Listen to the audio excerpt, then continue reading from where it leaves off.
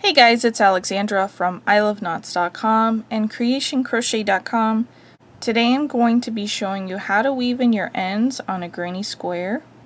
Many of the same principles can be applied when you're weaving your ends in any project, especially if you're working in the round. So to do this, you're just going to need a tapestry needle. I'm working in worsted weight yarn for this. My tapestry needle is a size 18. They do make different sizes depending on the weight of the yarn that you're using. I'm going to show you how to weave in the ends using a clip from a different granny square project that I worked. If you prefer a written tutorial, you'll find it in the description box below. Let's go ahead and get started. I have many ends to weave in on this square. I am only going to show 3. Let's start with the one that we just fastened off here at the end. I'm going to thread that into my tapestry needle.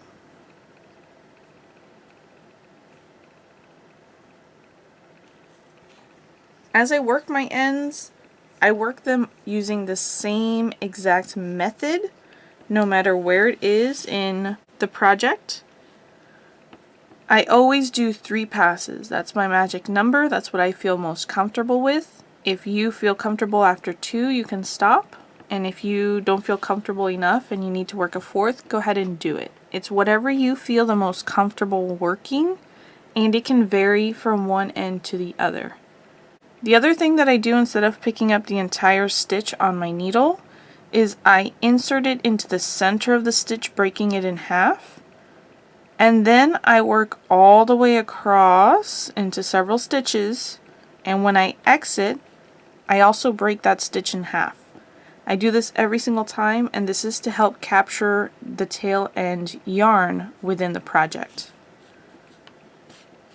So better ends, I don't have to worry about them coming out. I pull it through.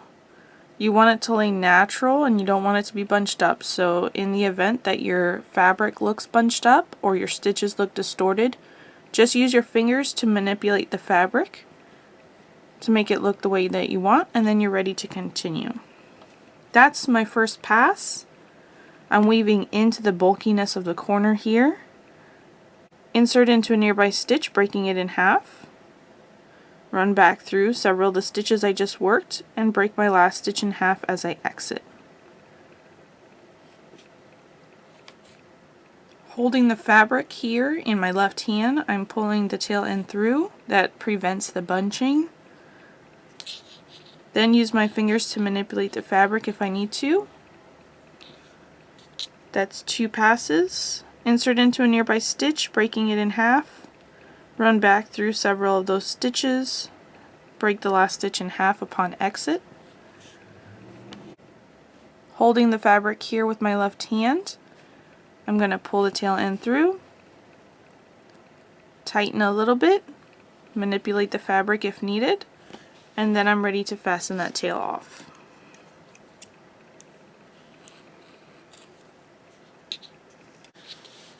All the ones that I have here where I've joined in the corner, I'm going to work them in a similar manner. I'm going to weave into the bulkiness of the cluster stitch, preferably here at the corner.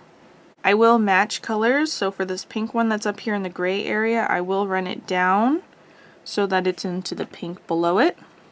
Same here, I will run this gray down into the gray below it. And I will continue doing that all the way here in each corner that I've joined. Where I've joined a new ball of yarn in the middle of a row,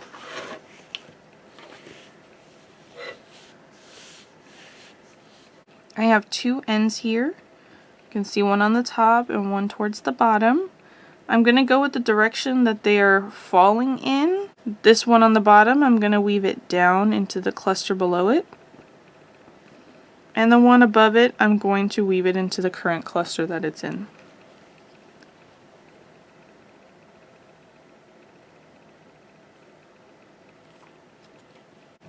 So this is the one here at the bottom. I'm going to weave it vertically here. I am going to break this first stitch in half as normal, run it down vertically through several parts of this double crochet stitch,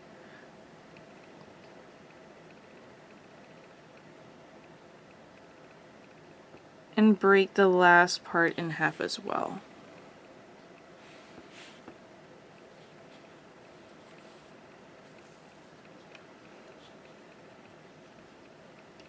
And you can see when I tug on this that it bunches this last double crochet up, the one that we switched colors in. So I pull it back up with my fingers, manipulating the fabric here until it looks the way that I want. Then I'll insert into a nearby stitch down here.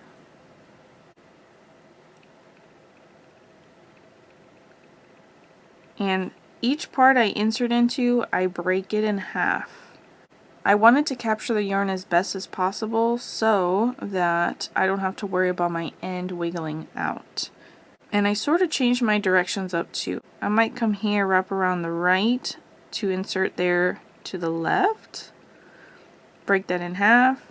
Then I'll wiggle around here and I'll come back towards the right as I insert into the next part of my stitch. Here I'm going up into the center.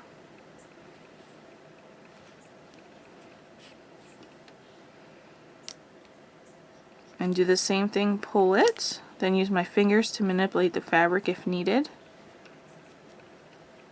And then I'll do it again, inserting here into a nearby stitch.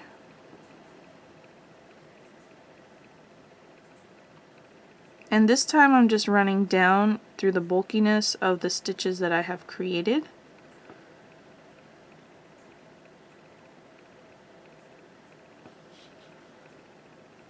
And I'll pull it through. Give it a tug, manipulate the fabric if needed. If you need to work another pass, go ahead and do that. If not, you can go ahead and fasten off. I work this one vertically because that's just what made the most sense to go with the placement of the tail. But this one up here on the top, I'm going to weave it in horizontally into the bulkiness of that cluster there.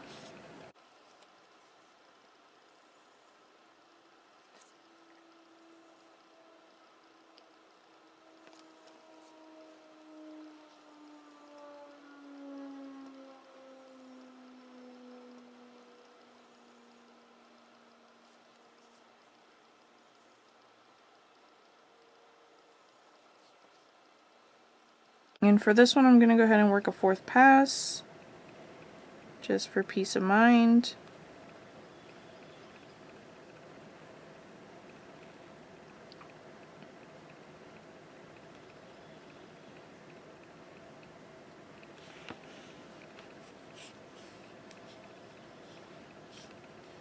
And now I'm ready to fasten those two off.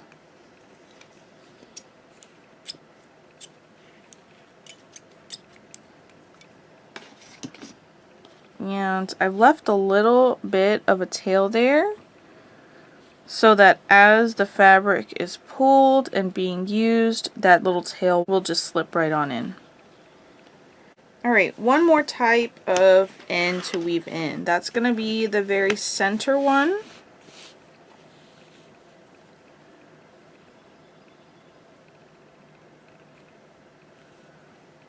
This one I find the easiest to weave in after a few rounds at the beginning. It's still easy to get to if you stick your finger into one of the chain spaces to give yourself some support. The first thing I'm going to do here is work clockwise underneath all of those stitches until I get back to the very beginning. So I'm just inserting my needle here under some stitches, working directly across. And then I'll pull through, and then I'll continue here working directly across some stitches and pull, and then I have a few more.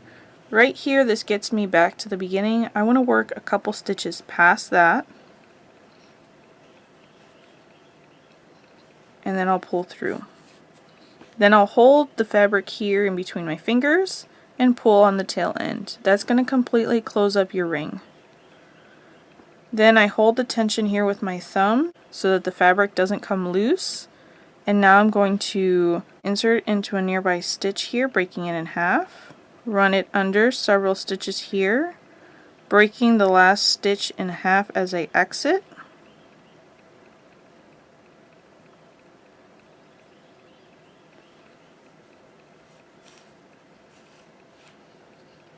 give it a tug, then insert into a nearby stitch, breaking it in half, work back through several of those stitches I just worked, breaking the last stitch in half as I exit, give it a tug, and for peace of mind I'm just going to work one more here, insert into a nearby stitch, run back through several of those stitches and break the last stitch in half. I think is good, but just to be certain I'm going to work this extra stitch.